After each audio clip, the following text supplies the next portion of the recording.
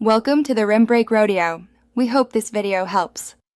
You start by getting the AK-74 launcher into your kit and confirming attachments. This reduces recoil and speeds reloads. Once done, assign a quick swap mag and a perk that shortens ADS time so you can react instantly. Make sure your sights are calibrated for mid-range arcs, hold about a 45-degree angle for lobbed rounds, and always glance at your ammo count before moving into combat, because running dry ruins opportunities. You now engage. Expose yourself minimally and use a flank for a clear line. Hold your breath or use steady aim to cut sway, then fire controlled bursts instead of holding the trigger. That keeps recoil manageable.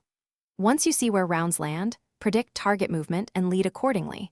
Moving targets need you to aim ahead. After each shot, adjust elevation and compensate in 10 to 20 meter increments until your impact zone aligns with the target. You finish engagements by reloading and switching to a secondary weapon when the target closes in. That ensures you aren't caught mid-reload. If your shots consistently miss, pause and reevaluate distance and arc and try direct fire for close targets. Make small elevation tweaks and re-zero.